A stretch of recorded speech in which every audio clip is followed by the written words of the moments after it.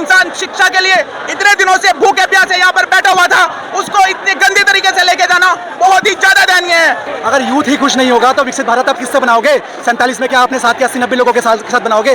दोस्तों, ये तस्वीरें रात 10 बजे की आप देख सकते हैं। दिल्ली के जंतर मंतर पर जो भीड़ है, जो जनसैलाब है, वो कितना बड़ा हुजूम यहाँ पर उमड़ा हुआ है। इन तस्वीरों को देखकर आप अंदाजा लगा सकते हैं कि कल क्या कुछ होने वाला है। तो क्या कहेंगे, कहाँ से आए हैं? मैं सहारनपुर उत्तर प्रदेश से आया हूँ सर। क्यों लगता है कि आपको यहाँ क्यों आना पड़ा? सर, जिस हिसाब से सरकार अपने वादों को निभा में नाकाम हो रही है और जिस तरह से हमारे शिक्षा मंत्री पेपर लीक कर रहे हैं, ये हम कतई होने नहीं देंगे। और इसी विरोध में जैसे अभी हमारे 15-20 हमारे भाइयों ने, बच्चों ने जो सुसाइड किया, दैट इज बहुत ही दयनीय है। हम ऐसा आगे कभी नहीं होने देंगे। इस तरह की सरकार को हम गिरा के रहेंगे, ये हमने ठाना है। देखिए, रीनीट एग्जाम भी करवा दिया, वो कह रहे देखिए हमने रीनीट एग्जाम भी करवा दिया और जांच भी चल रही है। ऐसी जांचों का कोई फायदा नहीं जिसमें कि बच्चे मर जाएं, बच्चे अपना भविष्य बर्बाद कर दे। जिन्होंने पूरा अपना कैरियर पूरे साल तैयारी करके जो पेपर देने गए, उनका भविष्य, उसका जिम्मेदार कौन है? और जो पेपर लीक हुआ उसका जिम्मेदार कौन है? इसकी गलतियां कोई छोटी गलतियां नहीं है जिनको कि माफ किया जा सके। और ये सरकार पूरी तरह भ्रष्ट हो चुकी है। इसके खिलाफ हम सभी युवाओं को, मैं अपने पूरे देश के युवाओं को इस चैनल के माध्यम से अपील करता हूं कि सभी लोग कल 20 तारीख को सभी लोग अपना सारा काम छोड़कर यहाँ पर आए और न्याय के लिए लड़े, क्योंकि युवा इस देश की एकमात्र शक्ति है। जो कि गलत हो रहा है वो हम कभी आने वाले भविष्य में नहीं होने देंगे और इसको इमीडिएटली हम खत्म करके रहेंगे। तब तक हम दम नहीं लेंगे। इन्होंने हमारे सुमन सर को जो जिस गंदे तरीके से इन्होंने अनशन से उठा के ये लोग ले गए हैं, वो बहुत ही दयनीय स्थिति है। इस तरह का कृत्य बिल्कुल भी एक सम्मानजनक कृत्य नहीं है। जो इंसान शिक्षा के लिए इतने दिनों से भूखे प्यासे यहाँ पर बैठा हुआ था, उसको इतने गंदे तरीके से लेके जाना बहुत ही ज्यादा दयनीय है। यह हमारे देश का युवा कतई नहीं सहेगा। मैं अपील करता हूँ अपने देश के युवाओं से कि वो लोग भारी मात्रा में यहाँ पर आए और इस अन्याय को रोके, जड़ से खत्म करके उखाड़ के फेंक दे। हम ये गुस्सा है, आप देख सकते हैं किस तरीके से यहाँ पर जो लोगों में गुस्सा है वो साफ देखा जा रहा है। उनका कहना है कि जब तक इस्तीफा नहीं होगा तब तक वो इस तरीके से सड़कों पर उतरते रहेंगे।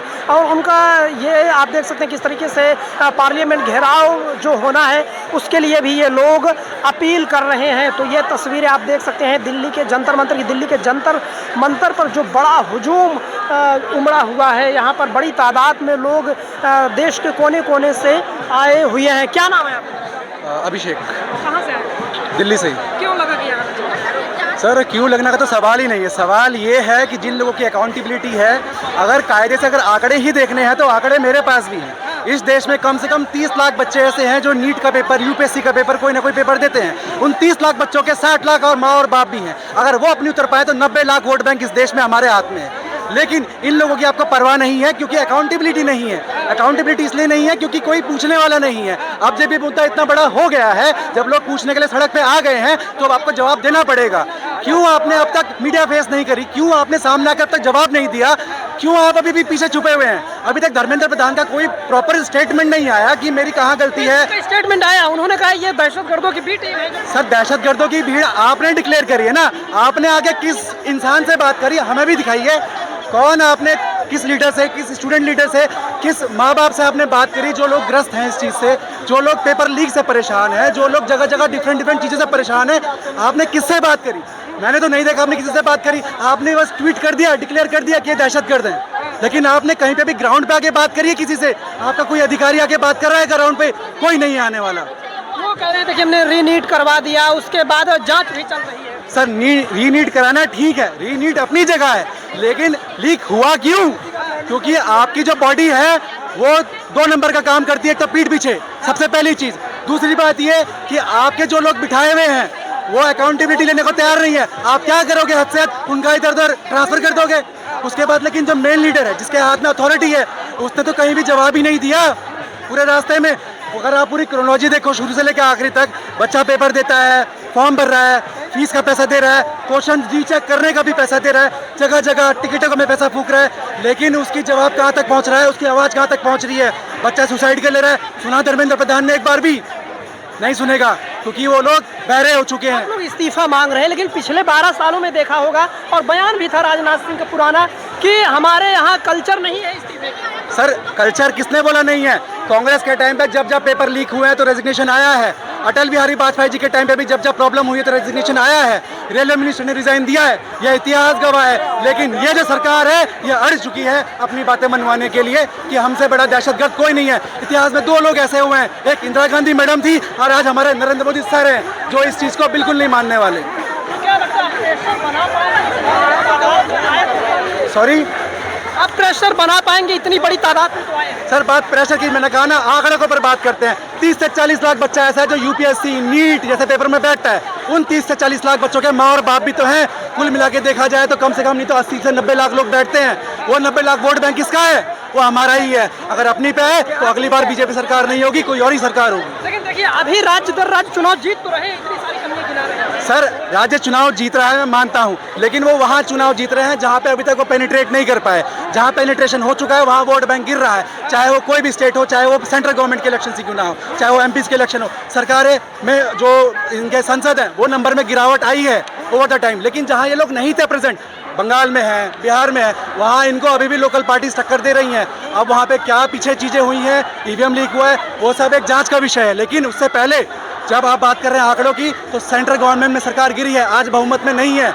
लेकिन कल एक मिशन चल रहा है बीजेपी का 360। वो 360 मिशन में क्या है कि हमको किसी तरीके से बहुमत मिल जाए और हम कोई भी बिल को पास कर पाए। वो 360 मिशन के पीछे ही तो सरकार पड़ी है, क्योंकि बहुमत नहीं है। तो यही इसका सबसे बड़ा जस्टिफिकेशन है कि सरकार बहुमत में है नहीं और वो सरकार दिन प्रतिदिन गिरती जा रही है। और ऐसे ही चला तो आगे ये लोग टिक नहीं पाएंगे। इस चीज़ का मैं लिख के और दावा ठोकता हूँ। जो मौजूदा शिक्षा व्यवस्था है, ये लोग विश्व गुरु बनाने की बात करते हैं, विकसित राष्ट्र बनाने की बात करते हैं, तो बन पाएगा? सर, विकसित राष्ट्र बनता है इस देश के नौजवानों से। भारत देश अगर देखा जाए प्रैक्टिकली, अगर मैं बात करूं तो डेमोग्राफिक डिविडेंड किस स्टेज में है? डेमोग्राफिक डिविडेंड वो एज ब्रैकेट है जहां पे भारत का यूथ सबसे ज़्यादा पीक एम्प्लॉयमेंट की फिराक में रहता है, या फिर आप कह सकते हैं कि बहुत ज़्यादा यंग एज में रहता है। अगर यूथ ही खुश नहीं होगा तो विकसित भारत आप किससे बनाओगे? 47 में क्या अपने साथ के 80-90 लोगों के साथ बनाओगे? लेकिन नहीं, ऐसा नहीं हो सकता, क्योंकि डेमोग्राफिक डिविडेंड अगर खुश रहेगा इस देश का तो ही आगे जाके बात बन पाएगी, तो ही आप आगे जाके खुश रह पाओगे, तो ही आपके जाके आपके लिए पॉलिसीज़ बनेंगी। अगर ऐसे ही पेपर लीक हुआ तो क्या होगा? हद से हद अनपढ़ लोग निकलेंगे, इन्हीं के जो बड़े बड़े एमपीज़ हैं, एमएलएज़ हैं, इन्हीं के घूस खिलाए हुए लोग निकलेंगे, पेपर लीक होंगे, हद से हद यही तो होगा। देश में सब कुछ ठीक नहीं चल रहा है। सर, देश में सब कुछ ठीक, चलाने वाला ठीक नहीं है। देश तो ठीक ही है, देश ठीक है, देश को चलाने वाला ठीक नहीं है। अगर वो चलाने वाला ठीक हो जाए, अगर वो लीडर ठीक हो जाए। मैं अभी बात करता हूँ, कल के दिन ही बिहार का पेपर पोस्टपोन्ड हुआ है। बिहार में किसकी सरकार है कोलिशन में? बीजेपी की। यानी कि ऊपर का टॉप लीडर ही जो है संभालने के लायक ही नहीं है स्टेट्स को भी। क्यों बिहार का पेपर बार बार पोस्टपोन्ड होता है? क्यों एडीओ जैसे पेपर बार बार लीक होते हैं? क्यों एनटीए जैसे पेपर लीक कंडक्ट नहीं कर पा रही है प्रॉपर? क्योंकि जो देश का प्रधानमंत्री है उसके नीचे जो लीडर्स हैं, चाहे वो एजुकेशन मिनिस्टर हो, उनके कोलिशन में जो सरकार है अलग अलग राज्यों में, वो तक अपने आप में एक भी काबिल नहीं है, मैं कहूँगा, कि वो लोग एक प्रॉपर एग्जाम कंडक्ट करवा सकें, प्रॉपर बातचीत कर सकें। कुछ भी नहीं है उनके पास, क्रेडिबिलिटी नहीं है। मैं कहूँगा सरकार को एक बार बैठ के यंग लोगों से बात करो। आप